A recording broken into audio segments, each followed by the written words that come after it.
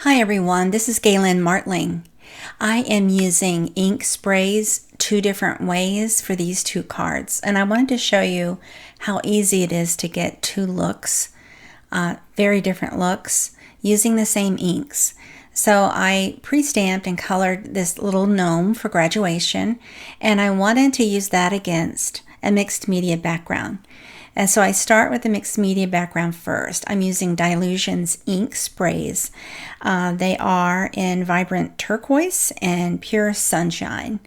And so I use a protective craft sheet to protect my work area. And I sprayed some of this watercolor paper with the turquoise first. And then on the other end of that paper, I sprayed this sort of a dark yellow color. It's called Pure Sunshine. And so I just sprayed a few sprays on that. Now you can add additional water if you wanted. I didn't want to. I wanted it to be just the way it is there sprayed. I like to blot any puddles. So I first layered over a piece of paper towel over top of that just to pick up some of the wetter spots. And then I use a paper towel to just blot off the rest of the puddles. Now you can leave it to dry without blotting off anything. I just wanted to go ahead and make it quicker, so I blotted it. Now there is excess ink on the craft mat. I just added some extra water on that, and I have another birthday panel on watercolor paper that I'm going to use ink smooshing technique. And so this is where you just take watercolor paper or your stamping that's already done and place it right over that watercolor in different spots where you want to add color or layer color. So there, I'm just trying to get all of that panel covered, and I like the way it turned out. This is meant to be very light, just to give it a different look for using these inks. And that is a very much of a softer watercolor look. So here's your two panels there.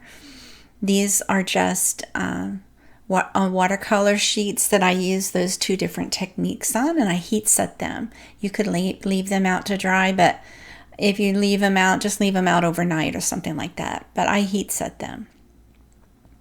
Now I die cut them using my favorite things dies to get the shapes I needed for the card bases.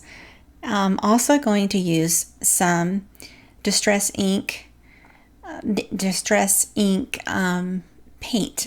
It's actually Distress Paint by Tim Holtz and Ranger, and I splatter using a splatter brush just some of the black right on top of the card base. I'm going to add that lighter panel right on top of that. And then I set that aside to dry.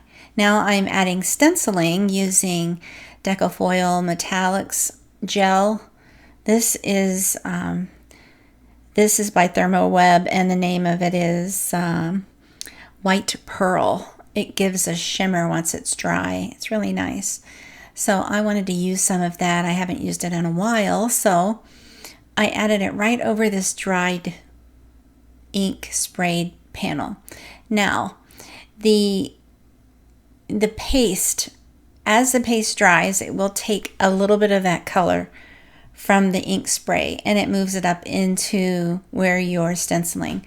So just know that on mine, I dried it, I thought pretty good, but it turns out really white and vibrant at first, and it will absorb a little bit of that color in the background, which is fine. It even lends itself up to a better mixed media look afterwards.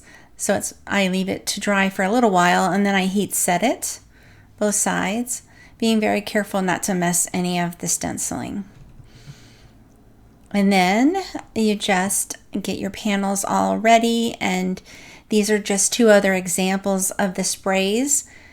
Some of that excess paper I trimmed up, it still can be used for other projects later on. So you just simply layer onto a card base your sunburst background there. There's mixed media with the graduation gnome, and then you just take that clean and simple cast style panel right on top of the splatters, and it finishes these two cards nicely. Thanks so much for watching. Please take a moment to subscribe to my YouTube channel, like and share if you will, and have a wonderful day.